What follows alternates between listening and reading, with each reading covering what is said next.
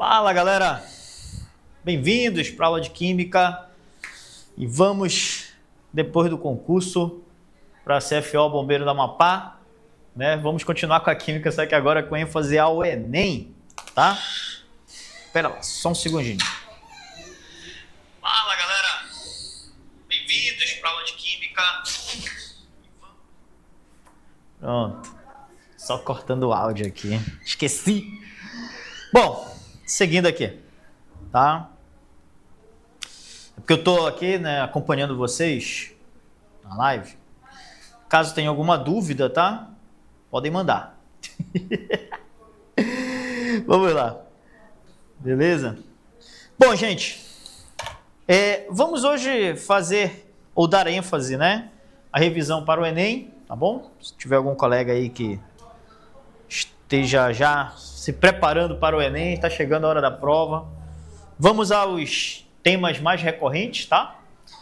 E dentre os temas mais recorrentes do Enem, nós temos a química orgânica, e dentro da química orgânica, a identificação de funções, seguido de reações e isomeria, tá? Então, vamos lá, né? Vamos tratar desses objetos, né, que podem vir no Enem. Qual vai ser o nosso plano aqui, tá? A gente vai resolvendo questões e desenvolvendo aquilo que é necessário para resolver as questões. Escolhi algumas questões do Enem, tá? De Enems anteriores, obviamente é dizer assim, cai de novo? Não, não vai cair de novo, né? Mas é só para a gente ter uma noção de como isso é cobrado, porque é recorrente, é repetitivo, tá? Cobra-se na prova do Enem, de certa forma, com o passar dos anos, às vezes até temas bem parecidos, tá? Obviamente as questões não são iguais, nem pode ocorrer isso, tá bom? Mas a gente sempre tem essa noção de que é bom resolver as provas anteriores para que você já tenha uma certa familiaridade com estilo de texto, forma de resolução, né? E aí a gente vai dar ênfase nisso, tá bom? Chegando a hora da prova, a gente vai relembrando determinados objetos de conhecimento e também dando dicas de como você pode ganhar tempo para resolver. Lembrando que na prova do Enem você tem, em média, 3 minutos para resolver cada questão. É menos de 3 minutos, tá? Cada questão. Vamos à primeira aqui. E a primeira a gente já puxa, né? No caso, identificação de funções, tá? É 100%. Em todos os Enems veio química orgânica e em todos os Enems veio cobrando identificação de funções orgânicas, tá? E aí, assim, o que são funções orgânicas? São grupos de compostos que têm uma característica semelhante, beleza? Funções, né? Funções químicas.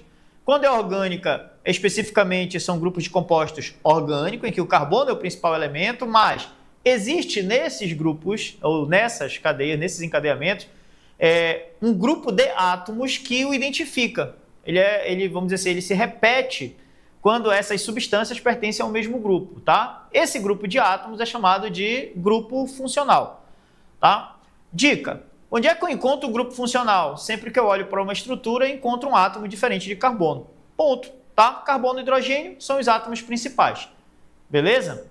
Bom, não tendo carbono e hidrogênio, o que é que acontece? Aliás, além do carbono e hidrogênio, o que é que eu vou ter? Eu vou ter, então, um grupo de átomos, como, por exemplo, oxigênio, presença de nitrogênio, tá? E isso vai identificar o que nós chamamos de grupo funcional, e aí, então, eu vou identificar a função, tá bom?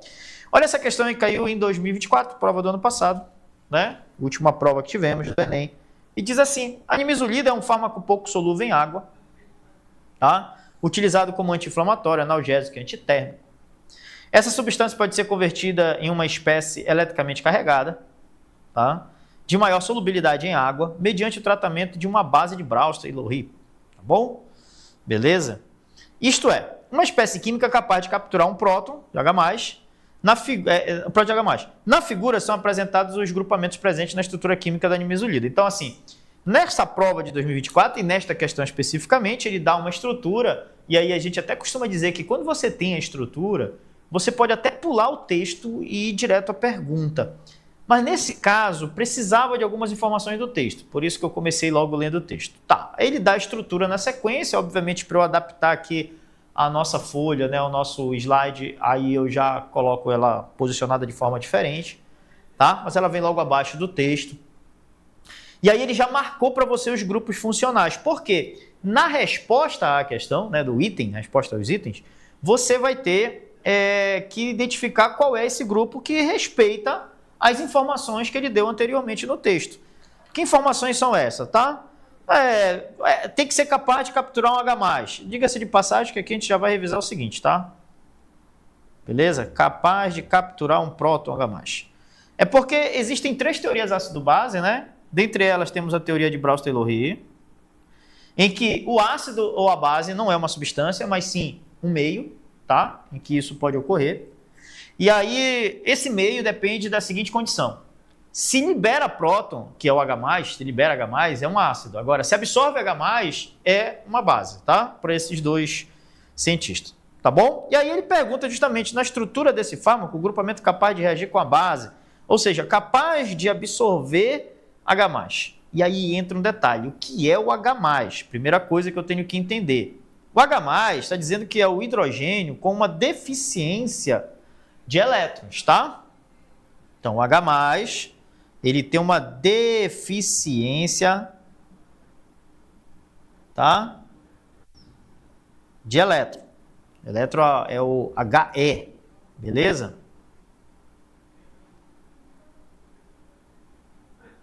Porque, ó, trocando aqui o traço, fica bem melhor esse aqui. Tá bom? Então, tem uma deficiência de elétron. O que seria deficiência de elétron? Bom, uma entidade química que tem deficiência de elétron quer dizer que ela está a fim de procurar elétron, tá? Por isso que ela é representada por H+, então ela tem uma afinidade onde tem mais elétrons. Então eu tenho que ter alguém que tem muito elétrons para ceder a esse H+.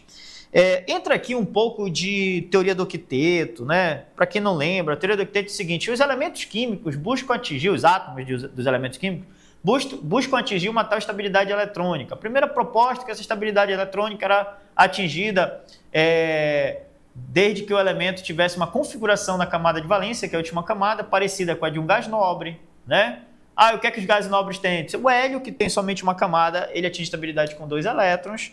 Já os outros gases nobres, que têm mais de uma camada, na camada de valência, que é a última, eles precisam ter 8 elétrons. No caso do hidrogênio, ele só tem uma única camada, tá? Um único nível de energia, ele teria estabilidade com 2 elétrons. Ele tem naturalmente 1 elétron, se ele está H+, então ele perdeu esse único elétron que ele tinha, então ele está com uma deficiência de elétron e ele está precisando que alguém preste a ele, ceda, né? Ou empreste a ele 2 elétrons, tá? E aí eu preciso então de uma entidade química que tenha 2 elétrons desemparelhados, ou seja, sem fazer ligações. Quem são essas entidades que têm 2 elétrons desemparelhados, tá? Vamos às possibilidades. Na química orgânica, quem tem elétrons desemparelhados com facilidade de ter esses elétrons desemparelhados é o oxigênio, tá? Que é bivalente e que tem 2 pares de elétrons disponíveis, tá? Quando faz essas 2 ligações. E eu tenho o nitrogênio, que é trivalente e tem um par de elétrons disponível para fazer essas ligações. Beleza até aí? Tá? E aí eu tenho essas condições aqui e tal. Tá? Em primeiro lugar, é isso que eu tenho que entender. Segunda condição, tá? Aí vamos lá. Ele tem que ser capaz de capturar esse H+.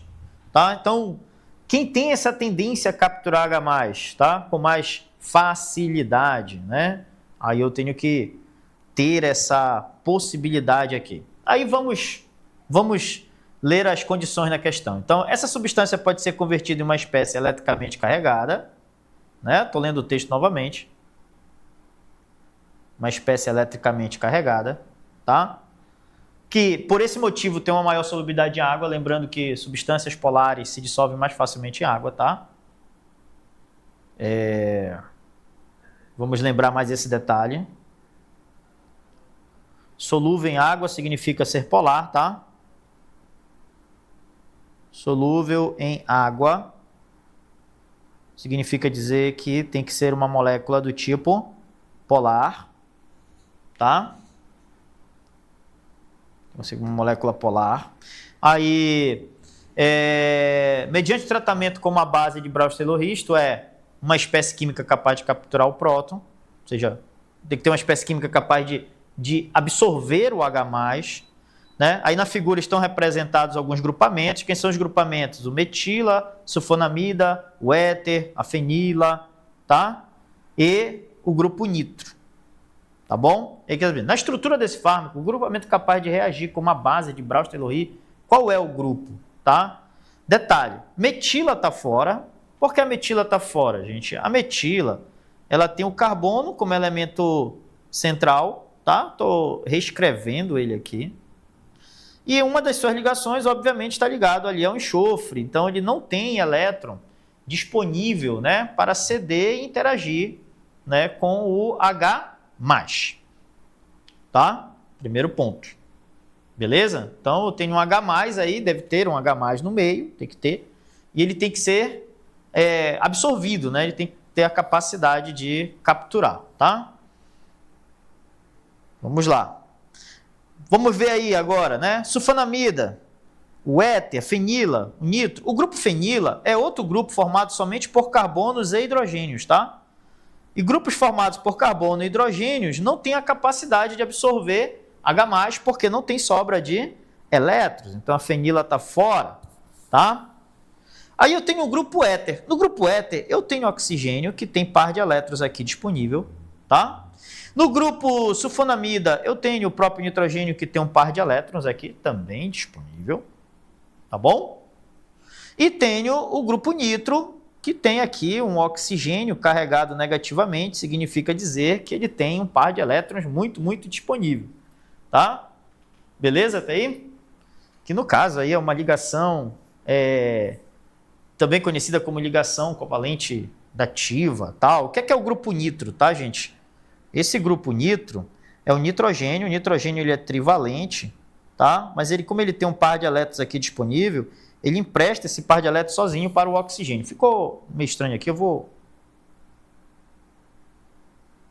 reprogramá-lo para cá, tá? Então eu tenho aqui o nitrogênio, eu tenho dupla ligação, uma ligação simples, dupla ligação com oxigênio. Ele está usando, tá? Uma de suas ligações aqui, tá bom? E a outra ele está com oxigênio. Quando diz que ele está aqui positivo e esse aqui negativo, tá? É uma forma de dizer que ele está utilizando, né? Ou ele está perdendo, né? De certa forma, o par de elétrons dele, né, para o oxigênio, tá? Isso aí é uma forma de dizer que essa ligação aí ela é coordenada, tá bom? Beleza? Agora a gente vai ter que decidir. Sobrou aqui os 3 grupos que podem ocorrer essa absorção de H+, tá? Beleza? Bom, quem pode interagir de tal forma a ser capaz de capturar o próton H+, tá?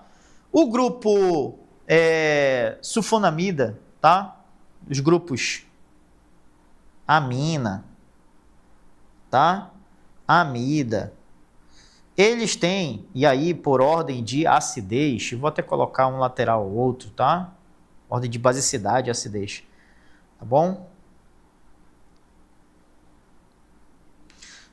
Aqui eu vou ter os grupos com maior basicidade, tá? Maior basicidade com relação aos outros grupos, né, que eu tenho de funções orgânicas, tá? Um outro detalhe aqui, então, já que vamos falar de basicidade, maior acidez, tá? Quem são os grupos que têm maior acidez na química orgânica, tá? Começamos com ácido carboxílico, tá? Que tem maior acidez do que os fenóis, tá? Que é o fenol. Beleza até aí? Então, nós temos essas duas condições aqui. Importante aí para você ter como anotação. Tá? Porque todos esses critérios estão sendo utilizados aqui. Então, vamos reorganizar. Precisávamos encontrar uma espécie eletricamente carregada. Não é isso? Beleza? A nimesulida é um fármaco pouco solúvel em água, utilizado como anti-inflamatório analgésico, essa é a condição da nimesulida. Daí essa substância ela pode ser convertida em uma espécie eletricamente carregada. Onde é que ela está eletricamente carregada? Bem aqui no grupo nitro, né, da nimesulida, tá?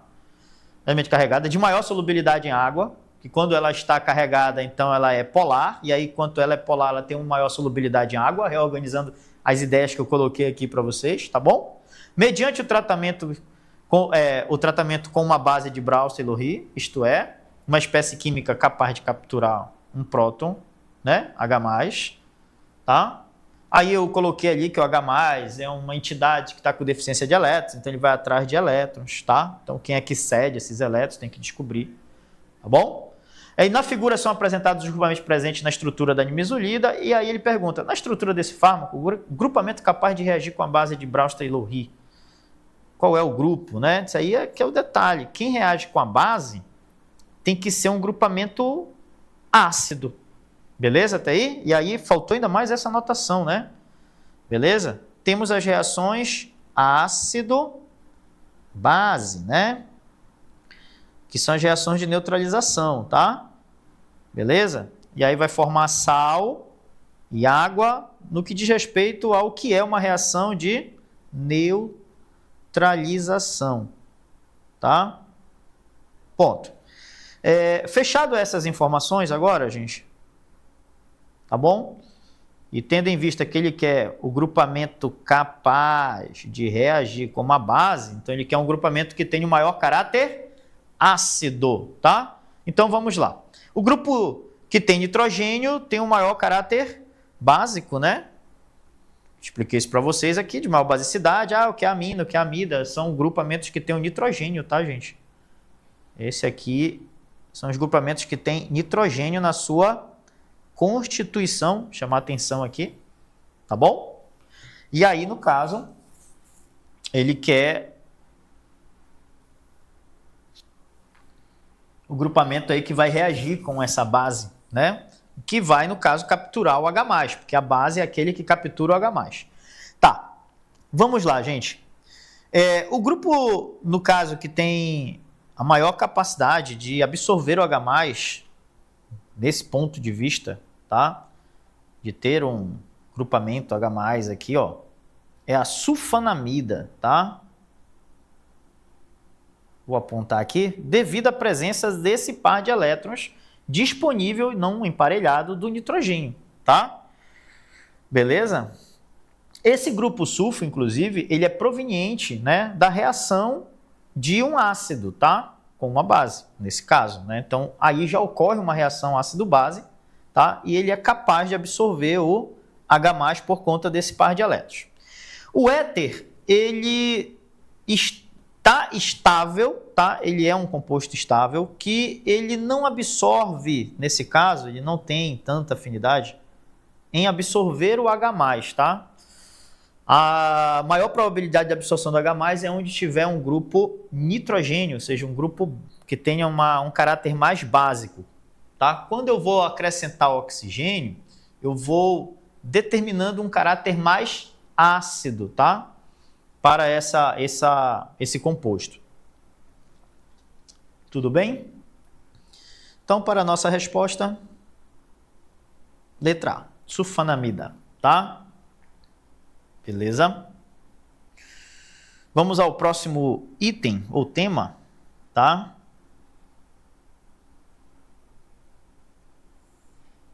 Esse daqui para identificação de fórmulas e funções, tá bom? Vamos lá.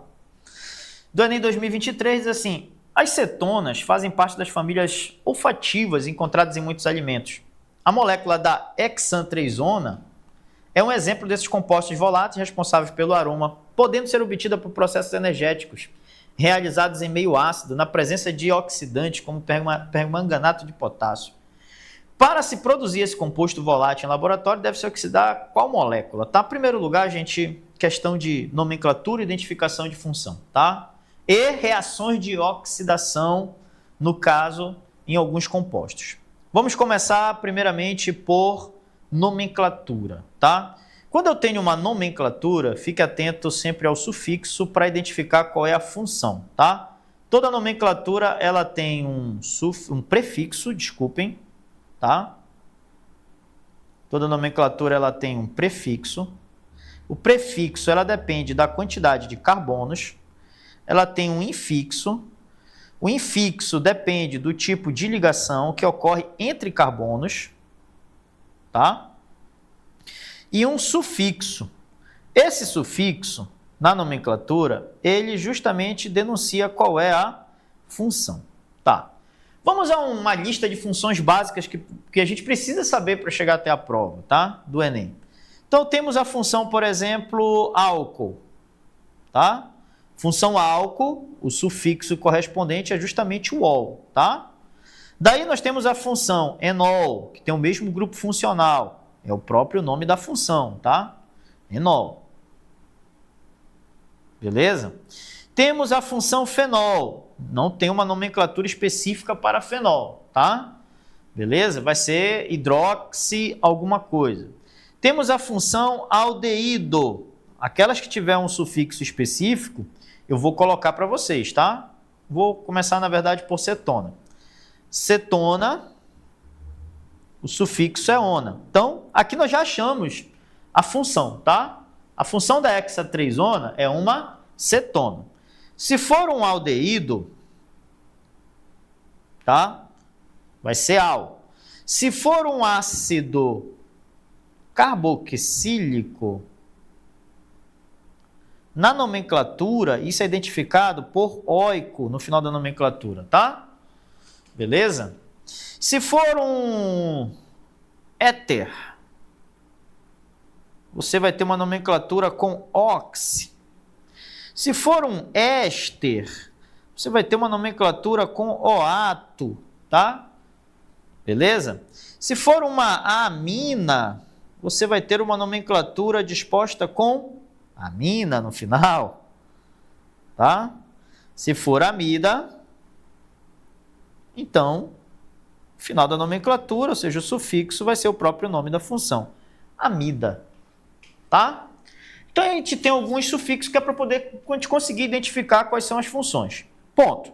Descobrimos o seguinte, a hexanona é uma cetona. Beleza. E aí ele quer saber quem tem que sofrer oxidação para ocorrer, né, essa transformação. Vamos a um outro detalhe. Cada função dessa tem um grupo funcional, tá? Como é que eu identifico o grupo funcional? Bom, para álcool, enol e fenol, o grupo funcional é o mesmo, que é uma hidroxila, tá? Que é o OH. Beleza? Quem é o grupo funcional do álcool? O que é que o identifica, tá? Além de ser a hidroxila, o carbono que está ligado a essa hidroxila só pode fazer ligação simples. Se for um enol, quer dizer que o carbono com a hidroxila tem que fazer uma dupla ligação. Se for um fenol, eu tenho um composto aromático. Para quem não lembra, o mínimo composto aromático hidrocarboneto é o benzeno, que é isso aqui, tá? Então, o fenol comum é esse cara aí, ó, tá? OH ligado a um anel aromático, tá?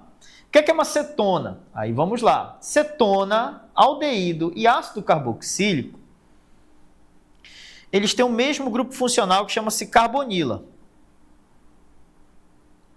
Tá? Qual é a diferença entre eles? Bom, para ser uma cetona, tem que estar entre carbonos. Para ser um aldeído, uma das ligações tem que ser ocupada por hidrogênio. Para ser um ácido carboxílico, uma das ligações da carbonila tem que ter uma hidroxila, que é o OH. Pronto, essa é a característica. Então, como eu estava informando para vocês, quando a gente precisa identificar funções, a gente precisa identificar os grupos funcionais, tá? É comum, tá bom? Tem as substâncias diferentes, mas esses grupos funcionais eles aparecem sempre e da mesma forma. E é por isso que a gente consegue identificar as funções, tá? Se for o éter, tá? O grupo funcional do éter e do éster é o heteroátomo oxigênio. O que é um heteroátomo? É um átomo diferente de carbono e hidrogênio que esteja ligado a pelo menos 2 carbonos, ou seja, entre carbonos. No caso do éter, carbonos comuns, tá? Ladeando o oxigênio é um éter. Se um desses carbonos que formam o heteroátomo, ou melhor, que está ladeando o heteroátomo, for uma carbonila, que é o C-O, que por um acaso é o mesmo grupamento que está na cetona, no aldeído, no ácido carboxílico, tá? Aí a função é éster, tá? O que é uma amina? A amina e a amida têm o mesmo grupo, que é o nitrogênio, tá? Beleza? Qual é a diferença? A amina precisa ter pelo menos um carbono ligado a esse nitrogênio. Pode ter 1, 2, 3 carbonos, tá? Porque ela é trivalente. No caso da amida, um desses carbonos tem que ser uma carbonila. Aí é uma amida. Pronto. Aí eu tenho o básico dos grupos funcionais que são mais recorrentes. Por exemplo, na questão anterior que a gente estava fazendo, tinha grupos lá bem diferenciados, tá? Mas aqui é o mais recorrente. Agora tem o seguinte, entre essas funções ocorrem reações químicas e aí eu tenho como identificar, né, quais as outras funções que são formadas. Por exemplo, no momento a gente está tendo um problema de saúde pública que é, por exemplo, a ingestão, né, de bebidas alcoólicas adulteradas com a presença de metanol. Olha o nome, metanol. O que é o metanol? É um tipo de álcool, tá? Não existe só um álcool, tá? Metanol é um tipo de álcool. Por exemplo, aqui no Brasil a gente produz muito álcool da cana-de-açúcar, que é o etanol, tá? Mas, por exemplo, as pessoas que trabalham com conserto de placas eletrônicas, por exemplo, né? Com manutenção de placas eletrônicas, elas usam álcool isopropílico, tá? Beleza? Que o álcool isopropílico é o 2-metilpropandoisol. Porque eu estou pensando na fórmula para fazer a nomenclatura para vocês. Mas isopropílico é o nome usual, tá? Mas é um álcool, né? O nome lá é um dos álcools da família dos propanóis, né? O propanol. Então, eu consigo identificar, né, a presença da hidroxila ligada a carbonos saturados, ou então pela nomenclatura, tal. Então, são álcools, tá? Qual o problema da ingestão do metanol que causa vamos dizer assim, intoxicação mais do que o etanol, tá? Aí é uma questão que, por um acaso, está envolvida nessa nossa questão aqui do Enem. Claro, o Enem 2023 não se falava aí desses problemas, né? Mas funciona mais ou menos assim, tá? Eu tenho umas reações chamadas reação de oxidação, tá? Beleza? Vou colocar aqui para vocês um resuminho, tá bom? Reações de oxidação, tá? Essa reação de oxidação, ela pode ocorrer, tá? Em alcenos. O que é um alceno? O alceno é um hidrocarboneto que obrigatoriamente tem uma dupla ligação entre carbonos, tá? Essa oxidação em alceno, ela pode ser do tipo branda ou do tipo enérgica, tá? Beleza? Na oxidação branda, tá? O alceno ele é convertido em álcool, tá? Na oxidação enérgica, o alceno ele pode ser convertido em cetona, tá? Em aldeído, beleza? Em ácido carboxílico, tudo bem? Tá? E até mesmo em água mais CO2, que é, na verdade, o ácido carbônico, que é o H2CO3. Tá? Tudo isso na oxidação enérgica, e aí depende de algumas condições. Talvez hoje não dê tempo de a gente falar de todas as oxidações enérgicas possíveis. Tá? Agora, notem, já começou a aparecer aqui cetona, né? Só que a gente pode ter também a oxidação em álcools, tá? Em álcool. E aí ocorre o seguinte, o álcool, ele pode ter classificação em álcool primário, tá? Secundário e terciário. Só que tem um detalhe, o álcool terciário não sofre oxidação, tá? Só quem sofre oxidação é álcool primário e secundário, sendo que o álcool primário, quando ele oxida, ele gera aldeído, tá? E na sequência o aldeído gera ácido carboxílico. Tá bom? Já o álcool secundário, ele gera direto cetona. Tá? E o álcool terciário? não ocorre a oxidação. Beleza? Tratando um pouquinho em miúdos, por exemplo, H3CCH2OH é um álcool primário, é o nosso querido o quê? Etanol. Tá? Esse carinha aqui, quando ele é oxidado, ele precisa ser catalisado justamente, né, com permanganato de potássio, tal, enfim, tá bom? Pode ser tratado dessa forma. Vamos lá. Se ele é oxidado, esse oxigênio, ele ataca sempre o carbono que já tem oxigênio. Beleza? Tá aí? No caso, o carbono que já está com a hidroxila. Esta reação leva à formação desta segunda substância bem aqui, olha. Ele acaba formando C-OH e libera água, tá? Por isso, pessoas que bebem, um dos primeiros sintomas que se tem é a diurese, que é a perda de água, tá? Ou seja, vai urinar muito. Beleza. Esse cara agora aqui é o etanol, tá? Olha lá a questão das nomenclaturas, tá? Esse etanol, que é um aldeído, ele ainda pode oxidar, porque enquanto tem hidrogênio ligado ao carbono que tem oxigênio, pode continuar ocorrendo a oxidação. Nesse caso aqui agora, eu vou ter a formação desse outro composto bem aqui, olha, que agora é um ácido carboxílico. Esse cara aqui é o ácido etanóico, tá? Beleza?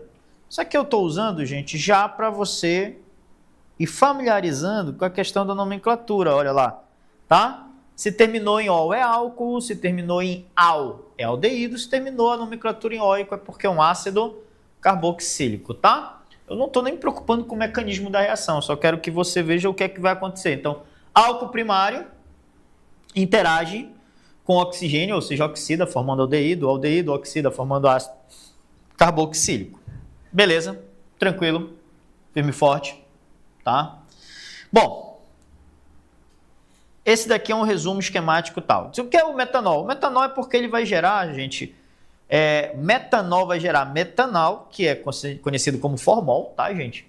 Isso já é tóxico pra gente. E o formol, né, ou seja, o metanol, ele vai evoluir, ou seja, vai oxidar e vai formar o ácido fórmico. O ácido fórmico, ele é muito agressivo, ataca o sistema nervoso central, em geral destrói logo, né, os nervos ópticos. Em uma outra aula anterior a gente já comentei sobre isso. E aí, esse ácido metanóico, que é o ácido fórmico, o nome usual, ele vai, né, se decompor depois, vai formar ácido carbônico, mas, né, enquanto isso ele vai ficar na corrente sanguínea e vai causar um estrago bem grande, tá, no organismo. Tá, pessoal? Então vamos lá. Agora que a gente já determinou nomenclatura, como identificar a função a partir da nomenclatura, a gente já trabalhou aqui os tipos de oxidação, né? Vamos ver aí qual é a resposta mais plausível. Então é o seguinte, as cetonas fazem parte, ou melhor, as cetonas fazem parte das famílias olfativas encontradas em muitos alimentos. A molécula de hexan-3-ona e a iona identifica que isso é uma cetona, tá? É um exemplo desse composto volátil, responsável pelo aroma, tá? Podendo ser obtida por processos enérgicos realizados em meio ácido, na presença de oxidante com permanganato de potássio. Eu esqueci de comentar esse detalhe, tá? A oxidação branda, ela ocorre em meio básico, tá? Beleza?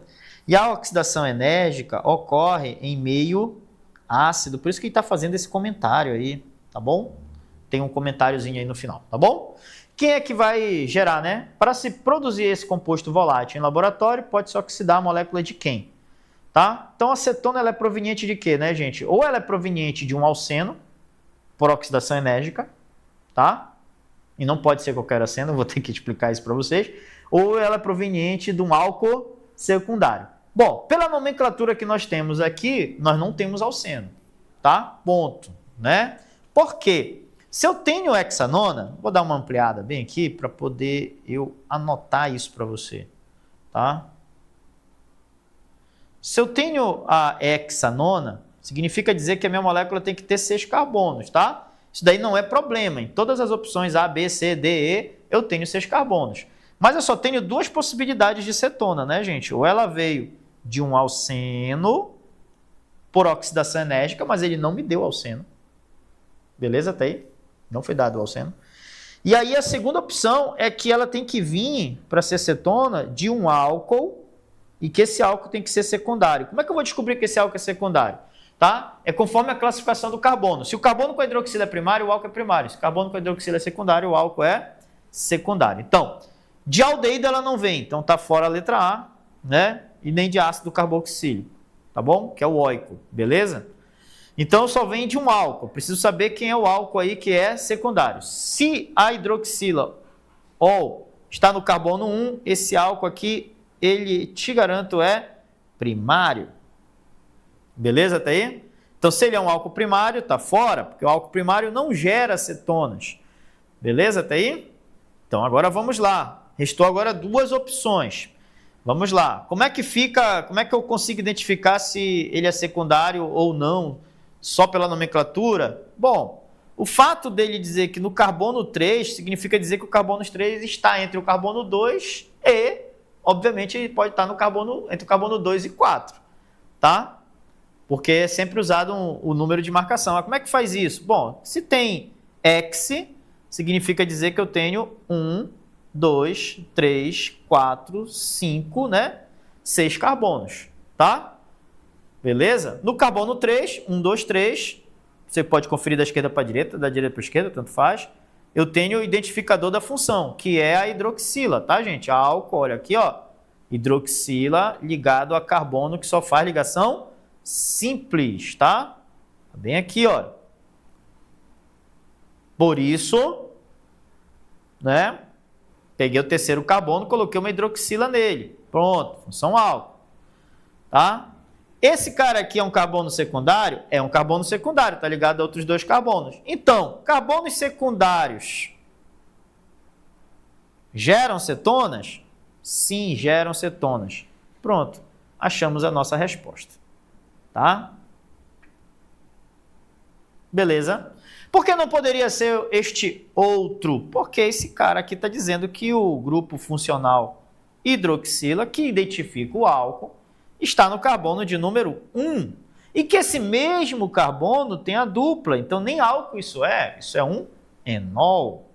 Tá? Por esse motivo, não é a letra D. Mesmo que seja considerado álcool, ele está no carbono 1 e ele seria, então, um carbono primário. Tá? E para gerar cetona, ou oxidação enérgica de alcenos, ou oxidação de álcools secundário. Beleza?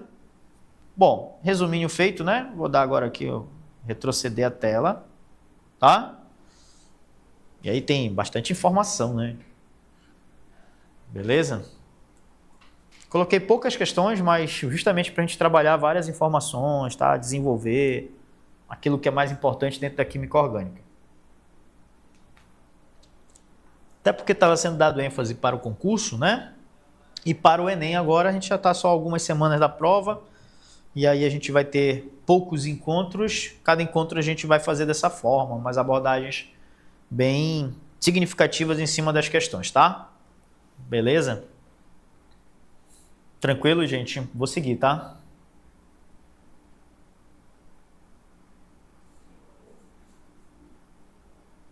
Outra questão do Enem que envolve identificação de grupos funcionais e, de certa forma, vamos dizer assim, identificação de cadeias, tá? Então, aí é uma questão de 2022, diz assim, de modo geral, a palavra aromático invoca associações agradáveis, como o cheiro de café fresco ou de pão doce de canela, né? Associações similares ocorriam no passado na história da química orgânica, quando os compostos ditos aromáticos apresentavam um odor agradável e foram isolados de óleos naturais. À medida que as estruturas desses compostos eram elucidadas, foi se descobrindo que vários deles continham uma unidade estrutural específica. Os compostos aromáticos que continham essa unidade estrutural tornaram-se parte de uma grande família, muito mais com base em suas estruturas eletrônicas do que em seus cheiros, como as substâncias a seguir encontradas em óleos vegetais. Tá? Daí vem esse termo aromaticidade dentro da química orgânica. Tá? A priori, achava-se que eram compostos que tinham cheiros característicos, ou seja, cheiros fortes. Tá? A característica estrutural dessa família de composto é a presença de quê? Então ele deu aqui uma família de composto, benzaldeído, silicato de metila, o anetol, vanilina, eugenol e o cinamaldeído, tá? O que é que eles têm em comum, todos eles? Justamente, né, esse grupamento aqui de 6 carbonos, tá? Pode ver aí todos. Grupamento hexagonal, cadeia fechada com 6 carbonos, formando, obviamente, um formato hexagonal, né, um hexágono, tá? Com 3 duplas ligações em ressonância, né? Ou seja, em palavras simples, o termo químico é ressonância, tá? É que elas estão em constante movimentação e elas nunca ficam uma seguida da outra. Então sempre fica uma sim, uma não, né? Vamos colocar desses termos. Esse grupamento aí é justamente o grupamento aromático, tá? Beleza? O que é que o identifica, tá? Qual é a característica estrutural dessa família de compostos? A presença de quem? De ramificações, de insaturações, de anel benzênico, de átomos de oxigênio, carbonos assimétricos? Não, tá? Os compostos aromáticos, eles têm esse anel benzênico, tá bom? Por qual motivo, tá? Então, quando eu tenho um composto do tipo aromático, tá?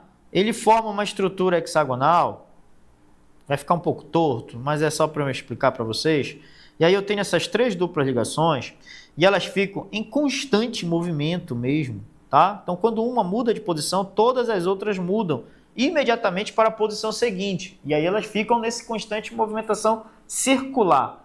Daí, para facilitar o entendimento disso, quando não é necessário representar as ligações, pode ser que esse grupo esteja assim, olha, com um círculo no meio, tá?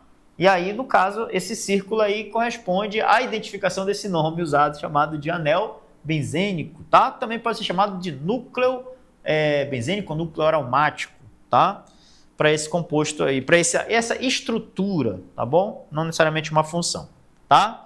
Do mais, gente, essa questão aqui, ela está constando, né, alguns grupos funcionais. Por exemplo, que grupo funcional é esse cara aqui, tá? Isso daqui é um aldeído, tá? A gente aproveita a questão para fazer aqui uma ênfase. O que é o aldeído mesmo? É quando eu tenho a carbonila ligado diretamente ao hidrogênio. E esse carbono pode estar ligado a qualquer outra coisa, inclusive outro hidrogênio, tá?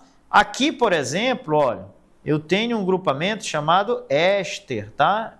Esse aqui é o grupo que identifica a função éster. O que é a função éster? É quando eu tenho o heteroátomo oxigênio e que ele está ligado a 2 carbonos e um deles, obviamente, tem que ser uma carbonila. Essa carbonila está bem aqui, tá, gente? Nesse grupamento aqui. Aqui embaixo eu tenho, por exemplo, o fenol, tá? Fenol é quando eu tenho a hidroxila ligada diretamente ao composto aromático, tá bom?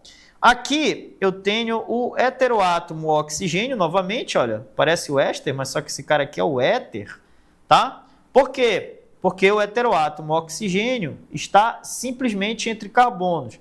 Lembrando que as linhas do desenho, o encontro de linhas são carbonos, tá?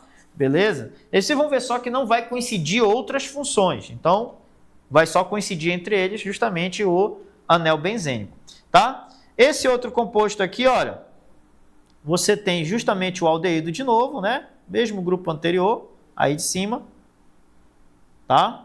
Aqui você tem o éter, tá? E aqui você tem o fenol, beleza? Isso aí é o que dá sabor, tá? Vai ficar a vanilina, né? Que dá sabor a... Caramba, fugiu o nome. Baunilha, tá escrito, tá? Aí embaixo, eu não tinha observado. Aqui, por exemplo, eu tenho um éter, tá? De novo. Aqui eu tenho o quê? Fenol. Vou até separar aqui para você não confundir, tá? E aqui eu tenho um aldeído. Então, notem, tá? A única coisa que se repete em todas aí é o anel benzênico ou o grupo aromático. Beleza? Até aí? Tranquilo? Tá? Seguindo a vida, né? Vamos para a próxima questão.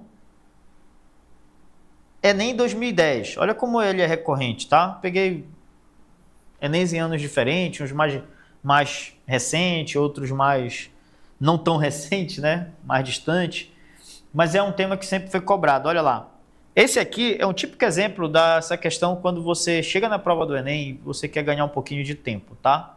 você pode fazer da seguinte forma. Por exemplo, você chegou lá, tem um texto para você ler, mas tem uma estrutura.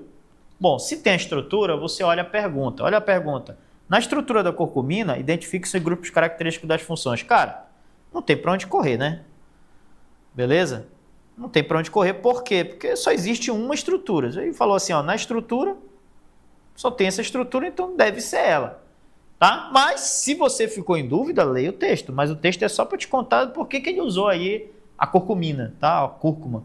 Beleza? Então, a curcumina, substância encontrada no pó amarelo laranjado, extraída da raiz da cúrcuma, ou açafrão da Índia, cúrcuma longa, né? Aparentemente, pode ajudar a combater vários tipos de câncer, mal de Parkinson e o de Alzheimer. E até mesmo retardar o envelhecimento. Usada há 4 milênios por algumas culturas orientais, apenas nos últimos anos passou a ser investigada pela ciência ocidental. Quer dizer, ele só contou um texto para dizer por que ele usou a curcumina. Não interessava, né? Então, você pode ir direto. Detalhe, quantos grupos funcionais nós temos? 4 grupos funcionais, olha. Temos aqui ambidestros, né? 2 iguais aqui, ó. Aqui também. Vou mudar aqui a cor. Beleza? Tá? Temos mais um aqui, ó. Aonde tem átomo que é diferente de carbono, quer dizer que lá tem um grupo funcional. Beleza? A gente já vai logo identificando esses grupos funcionais. Vamos às funções, porque ele quer como resposta apenas 2, tá? E aí a gente vai dar nomes agora, né? Por exemplo, isso aqui é uma hidroxila, tá? Isso aqui é apenas uma forma diferente de escrever OH. Beleza? Então, é uma hidroxila que está ligada a um carbono, aqui embaixo. Vou marcar aqui com a mesma cor que eu circulei. É um amarelinho, né? Ruim de ver pra caramba. Tô vendo aqui no retorno, mas agora já foi. Fica aí esse amarelo, né? E aí, esse carbono que está ligado à hidroxila tem uma dupla ligação. Que função é essa? Função o quê? Enol. Bacana? Vou enfatizar aqui, vou ver se aparece melhor lá. Não ajudou muito não, né? Mas tudo bem. A outra função ao lado, circulada, eu tenho uma carbonila, tá? Isso daí é, na verdade, esse grupamento aqui, ó, C-dupla-O, carbonila, tá bom? Entre carbonos, tá? Eu tenho um carbono para cá, à esquerda, um carbono à direita, beleza? Então, isso é característico da função cetona, beleza? Ainda não respondeu, né? Tá? Daí nós temos aqui circulado em verde o heteroátomo, o oxigênio, né? Oxigênio entre carbonos, isso é característico da função éter, tá? E temos a hidroxila ligada a um composto que aromático, a R de aromático, tá? Isso aqui é fenol. Beleza? Então, como resposta, tem éter? Tem. Tem álcool? Não tem. Então, a letra A está fora. Tem éter? Tem. Tem fenol? Sim. Resposta, letra B. Né? Não tem éster, não tem aldeído, né? Não tem aldeído, só para a gente se livrar das outras funções. Tudo bem? Seguindo a vida, próximo.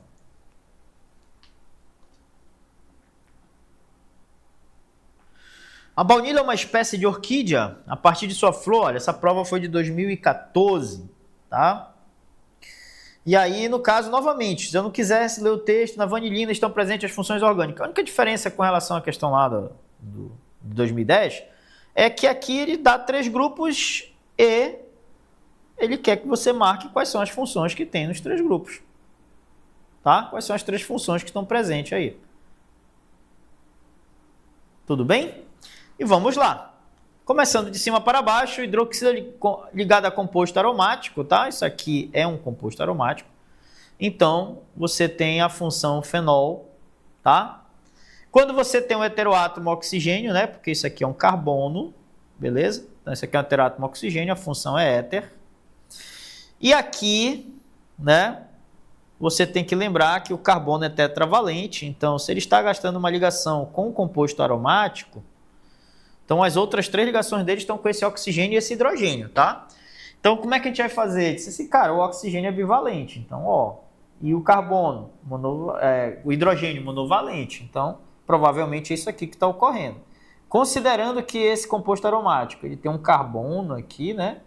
Então, o que está valendo é que a carbonila está ligada ao hidrogênio. Isso aqui é característico da função aldeído. Logo, a resposta é aldeído, éter e fenol. Bem na cara aqui, letra A, tá? Beleza? Bom, nenhuma interação, nenhuma dúvida, tá? Vamos seguindo. Questão de 2021, mas aqui agora a gente vai mudar um pouquinho do tema. A gente vai largar o tema ali funções e vamos para isomeria. Beleza? Então, notem aí, ele disse assim, a icterícia, popularmente conhecida como amarelão, é uma patologia frequente em recém-nascidos. Um bebê com icterícia não consegue metabolizar e excretar de forma eficiente a bilirrubina. Tá? Com isso, o acúmulo dessa substância deixa-o com a pele amarelada. A fototerapia é um tratamento da icterícia neonatal, que consiste na irradiação de luz no bebê. Na presença de luz, a bilirrubina é convertida no seu isômero lumirrubina, que, por ser mais solúvel em água, é excretada pela bile ou pela urina. A imagem ilustra o que ocorre, né, nesse tratamento. Pessoal, termo isomeria, tá? Isômero.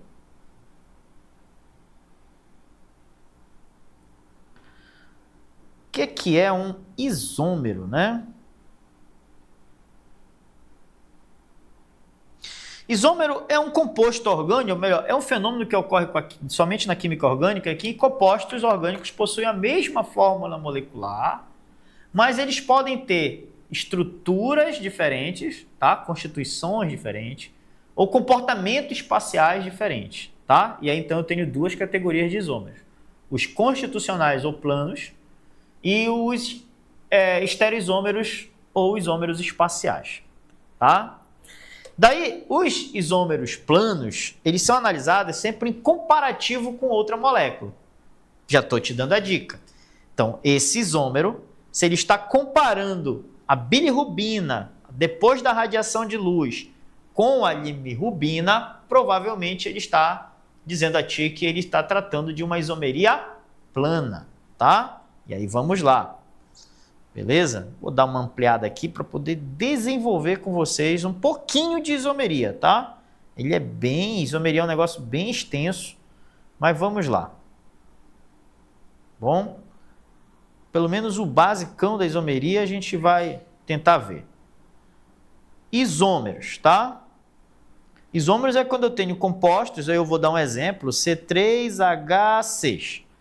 Com essa mesma fórmula, eu posso ter duas substâncias diferentes. Por exemplo, eu posso ter o CH3CH dupla CH2, que é um composto de cadeia aberta e insaturada. E com essa mesma quantidade de átomos, eu consigo fazer um composto de cadeia fechada, que é essa daqui, ó, CH2, CH2, CH2. Tem o mesmo número de átomos, 3 átomos de carbono, 6 átomos de hidrogênio. Mas eles têm diferenças estruturais comparativas, por exemplo, em que essa cadeia aqui é aberta, essa daqui é fechada, por exemplo, já direto, né? Essas duas diferenças. Então, isso daqui identifica para mim que eles têm diferença na classificação de cadeia. E aí entra um detalhe. A isomeria ou isômeros, eles podem ser planos, tá? Também pode ser chamado de constitucionais.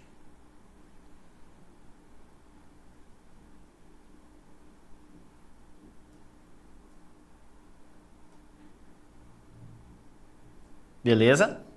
Aí os isômeros planos, a gente vai em busca do seguinte, o que eles têm de igual é a fórmula, a mesma quantidade de átomos, mas sempre que eu vou comparar, eu vou encontrar alguma diferença.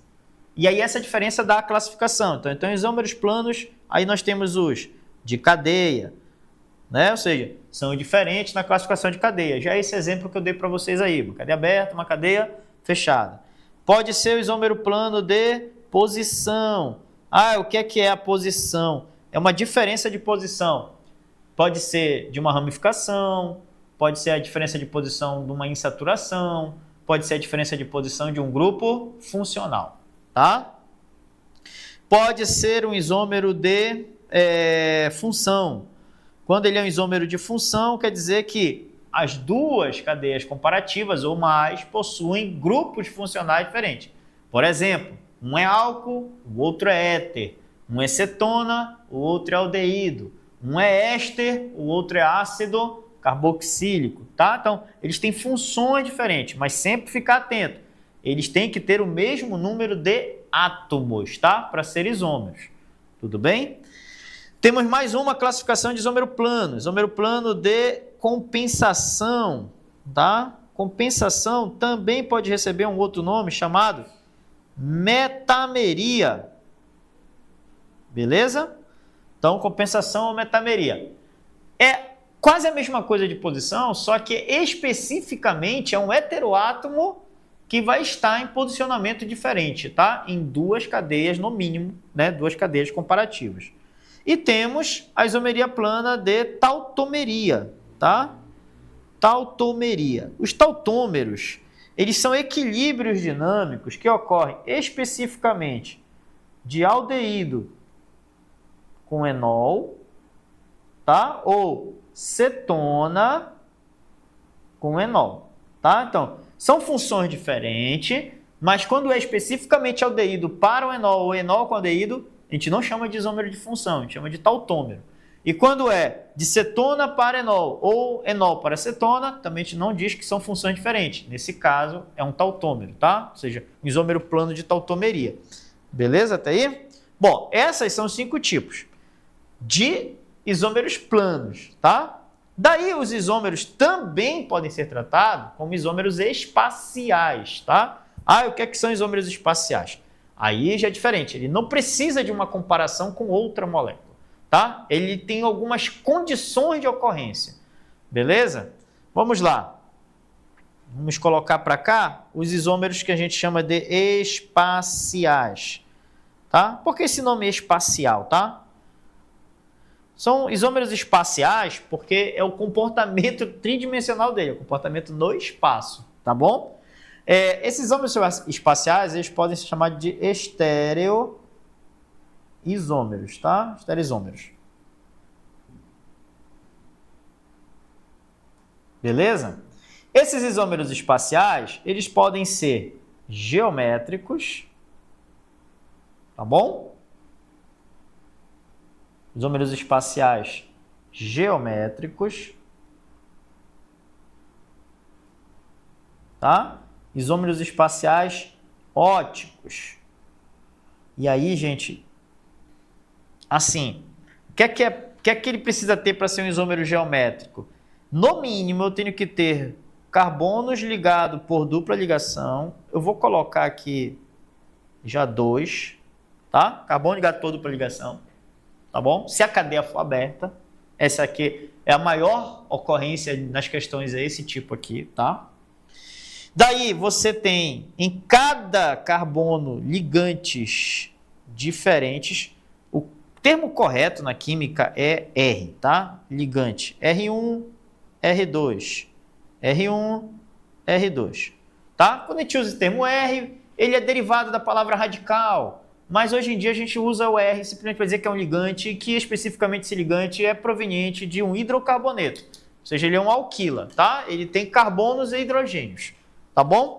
Não precisa só ser carbono e hidrogênio, pode ser qualquer ligante, tá? Então pode ser também que você encontre aqui X, Y, A, B, C, D. O fato é que ele tem que ter 2 ligantes diferentes, tá? Vou fazer até em forma de AB, tá? Que pode ser qualquer tipo de ligante, pode estar dessa forma, Tem diferença? Aí é que tá, tem. Se você tiver 2 ligantes iguais do mesmo lado do plano da dupla ligação, esse isômero geométrico ele será classificado como cis, tá? Se você tiver ligantes iguais em lados opostos do plano da dupla ligação, esse isômero geométrico vai ser classificado como trans. E aí essas palavras elas aparecem muito, né, por exemplo, em algumas situações do nosso dia a dia, como tal alimento é rico em gordura trans, tá? De onde é que vem esse termo? Da isomeria, tá? Então, são compostos que possuem comportamento espacial do tipo geométrico trans, tá? E aí eu tenho os compostos que são cis, tá? Ou seja, que os ligantes estão do mesmo lado. O que é que eu tenho que ter para ter isomeria ótica? Na isomeria ótica, o que ocorre é que esses compostos são capazes de desviar o plano da luz polarizada para a esquerda ou para a direita, tá? Detalhe, tá? Não é qualquer luz, é somente da luz polarizada. Para que ele tenha essa capacidade de desviar o plano da luz polarizada, esse carbono só pode fazer ligação simples. Primeiro ponto, tem que ser um carbono com hibridação sp3. Ele é chamado de carbono quiral, tá? Beleza? Esse asterisco aqui, ó, identifica que ele é um carbono com o nome de quiral, tá? Que é também conhecido como carbono assimétrico. Beleza? Então, e quer saber se tem atividade ótica? Você vai atrás de um carbono quiral, tá? Ou de um carbono assimétrico. E como é que ele vai ser assimétrico? Quando todos os ligantes desse carbono sp3 forem diferentes entre si, tá? Todos eles têm que ser diferentes entre si. Aí eu tenho isomeria ótica. Então, aqui, gente, é um resumo esquemático de isomeria, tá? Então, os isômeros, beleza? Podem ser planos ou espaciais. Se isômeros planos, que também pode ser chamado de constitucionais, tem 5 classificações, né? De cadeia, posição, função, compensação e tautomeria. Essas classificações, cadeia, posição, função, compensação e tautomeria, eu vou comparar dois compostos e procurar a diferença entre eles, tá? No caso dos isômeros espaciais ou estereisômeros, você vai ter duas classificações, geométricos ou óticos, tá? No caso dos geométricos, ele ainda tem uma classificação cis-trans, tem mais, tá, gente? Tem uma classificação EZ, que é quando todos são diferentes. Então, em um outro momento, vou tentar trazer uma questão que tenha esse tipo de leitura, tá? E quando ele é um isômero ótico, a condição, eu não preciso comparar, né, nem o geométrico nem os óticos, eu não preciso comparar com duas ou mais estruturas, mas ele tem a condição de desviar o plano da luz polarizada. E aí, quando ele desvia o plano da luz polarizada, as soluções que possuem esses isômeros desviam o plano da luz polarizada, isso é possível porque ele tem um carbono chamado carbono assimétrico ou quiral, que é o quê? Um carbono que tem 4 ligantes diferentes, tá? Entre si. Beleza? Na questão, então, ele disse que ele tem um comparativo. Então, eu sei que são isômeros planos, tá, gente? Então, aqui ele quer tratar de isomeria plana. Por quê? Porque ele está comparando a bilirrubina com a limirrubina. Agora, eu preciso saber qual é a diferença entre eles. O fato de ser um isômero plano já elimina para mim a possibilidade, ou melhor, já vou eliminar a possibilidade da isomeria ótica, do isômero geométrico, tá? Beleza? Já eliminou isso aí para mim. Agora, funcional de cadeia ou de posição? Bom, para ser funcional, eles têm que ter funções diferentes. Aí vamos analisar os dois compostos, tá? Onde tiver grupo funcional, a gente vai identificando. Então, por exemplo, bem aqui eu tenho uma amida. Por que uma amida? Porque eu tenho nitrogênio ligado a um carbono do tipo carbonila, dupla ligação com oxigênio.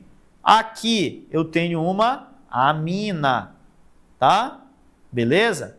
Isso daqui, gente, que são esses dois são iguais, isso aqui é ácido carboxílico. Por que isso aí é um ácido carboxílico? Tá? Porque o ácido carboxílico tem o C-O ligado à hidroxila. Em outras palavras, COOH. Tá? Então, eu posso escrever dessa forma também quando eu não quero fazer a estrutura completa. Bom, aqui novamente eu tenho outra amina, né? Isso aqui é amina. Isso aqui é uma amida, tá? Aqui você tem o quê? Amida de novo. E aí agora eu vou comparar com o outro. Aí olha só o que acontece. Amida, tá? Ácido carboxílico. Claro, tá, gente? Na prova, essa análise ela é feita de forma bem rápida, tá? Aqui é porque eu estou te explicando, e a gente vai na calma, tá bom? Aqui você tem as aminas, né? E aqui você tem o quê? A amida. Tranquilo? Tem alguma função diferente? Não, não tem função diferente. Então, ele não pode ser um isômero funcional, tá? Vamos agora à análise de cadeia, porque diz que pode ser um isômero de cadeia. Cara, a cadeia, vamos lá. No caso da bilirrubina, a cadeia ela é uma cadeia mista, ou seja, ela tem partes abertas e fechadas. Aqui também é uma cadeia mista, tá? Essa cadeia aqui ela é insaturada, ela possui dupla ligação entre carbonos. Aqui também ela é o quê? Insaturada, tem algumas duplas ligações entre carbonos. Essa cadeia ela é heterogênea, aqui também ela é o quê? Heterogênea. Então, elas não têm diferença na classificação da cadeia, logo, ela não é de cadeia. Então, eu já eliminei. Só pode ser de posição, e é. Agora, o detalhe é achar a posição. Parece que quando a gente está brincando daquele joguinho dos 7 erros, tá? E você tem que observar aonde é que está a diferença, né, dessa cadeia aqui. Ela está bem aqui, olha. A posição desse grupamento aqui, ó. Vou fazer até melhor, né? Vou circular de verde aqui, tá? Então, não é o hidrogênio, tá, gente? Aqui, no caso, é a posição da dupla ligação. Você percebe aqui que tem uma dupla ligação na bilirrubina, que é a molécula da direita, que está sob a radiação luminosa aí, tá? E aqui eu não tenho a dupla ligação. Ela caminhou para cá, olha, a dupla ligação. Beleza? Ela, na verdade, mudou a posição, inclusive, do ciclo, tá? Então, ela tem dupla ligação mudando de posicionamentos, tá? Beleza? Por isso, é um isômero plano de posição, tá? Essa questão foi muito bonitinha, para não dizer outra palavra, né? Trabalhosa, tal. Mas quem manja um pouquinho de isomeria, teria identificado no próprio texto que trata-se de uma isomeria plana. Já eliminaria a letra A, a letra E, ficaria mais tranquilo, né? Se conhece grupo funcional, ia ver que não há diferença nos grupos funcionais, por eliminação, e classificação de cadeia, que não é um negócio difícil. Então, dá para ir por eliminação, assim, direto, ver que ocorreu uma mudança de posição, aí já é mais complicado, tá? Mas o fato é que nesse ponto aí que eu marquei para vocês em verde, tá? É onde está ocorrendo a mudança de posição. Vou até enfatizar mais ainda, vou passar aqui o marca-texto, né, para poder identificar em que ponto está havendo a troca de posição de duplas ligações. Tá? Beleza? Fechado mais uma. Tá bom? De isomeria, né? Vamos à próxima.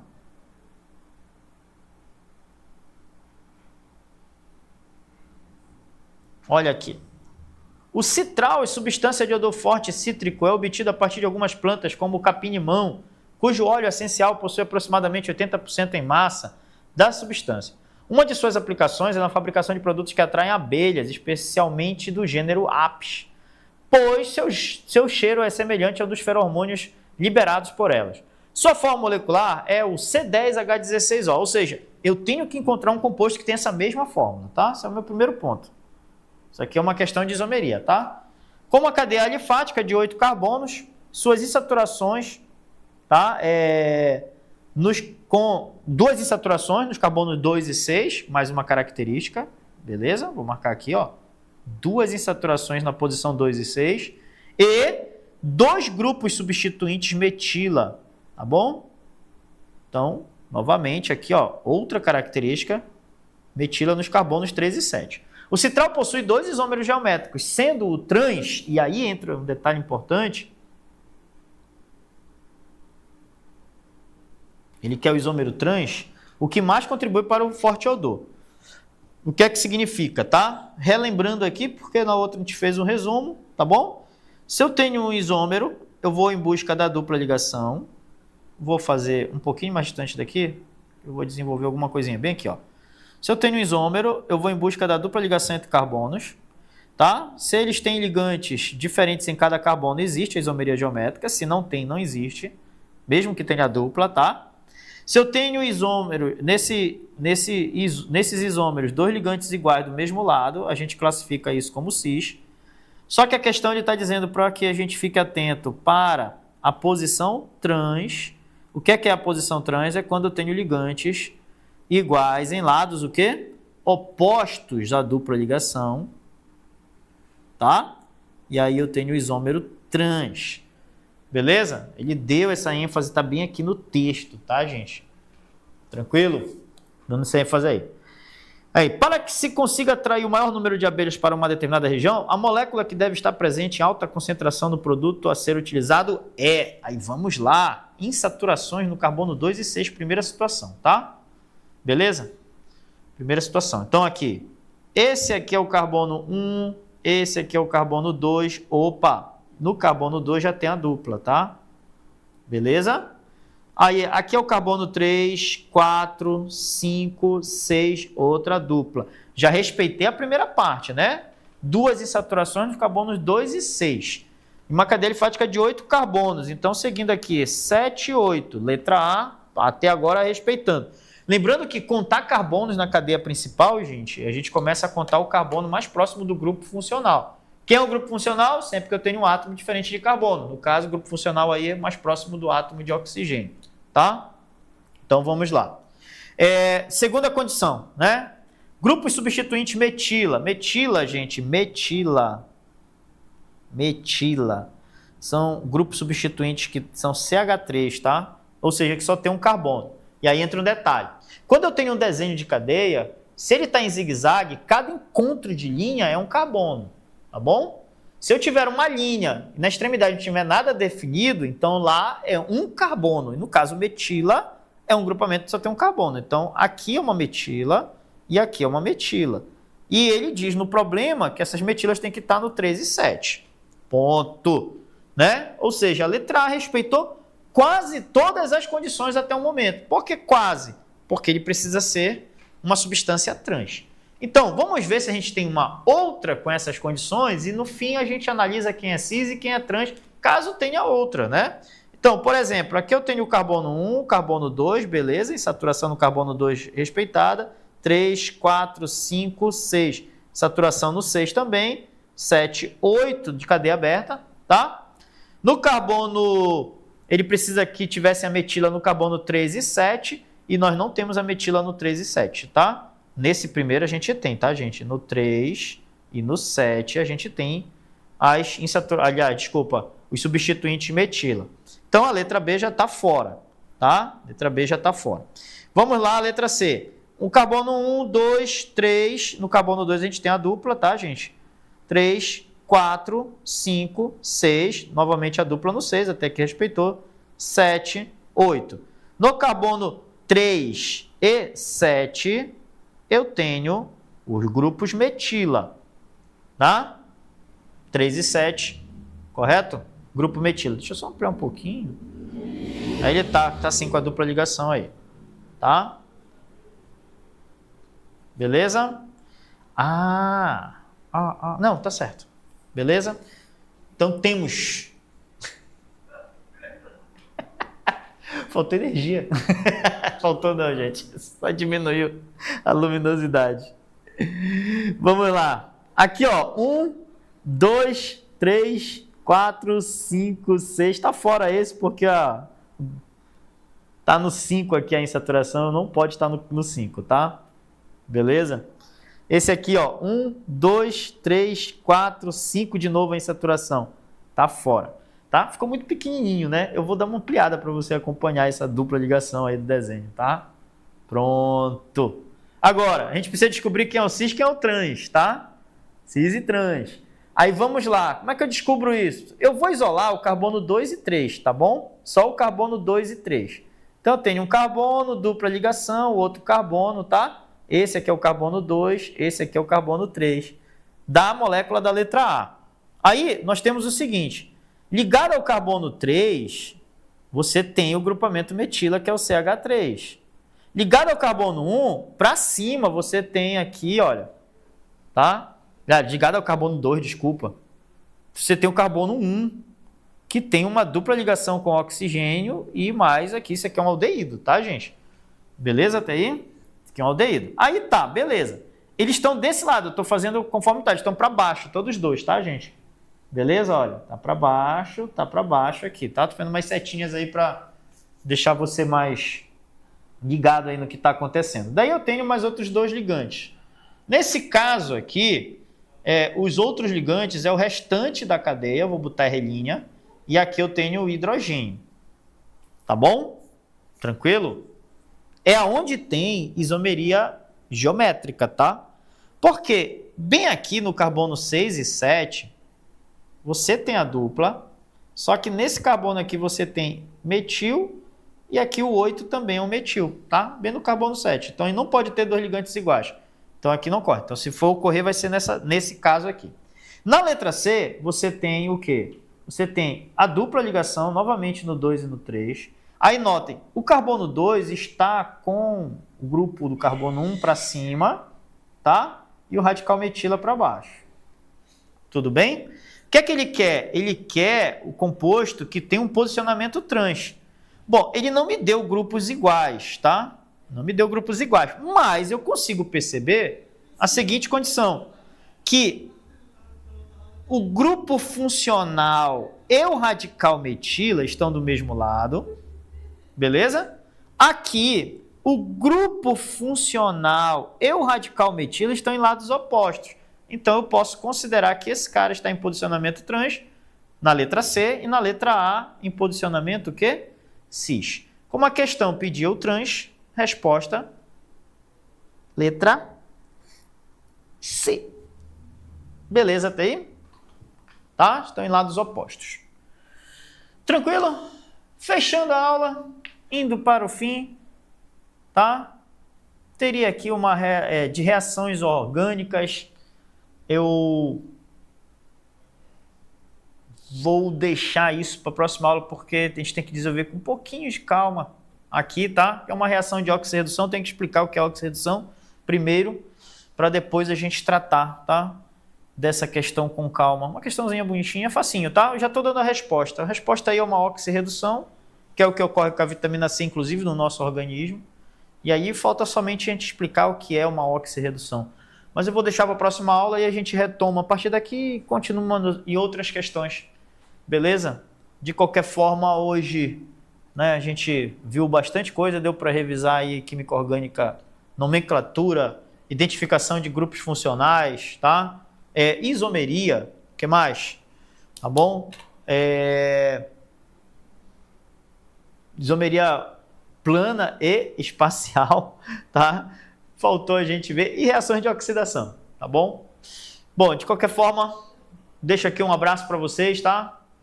E até o próximo encontro.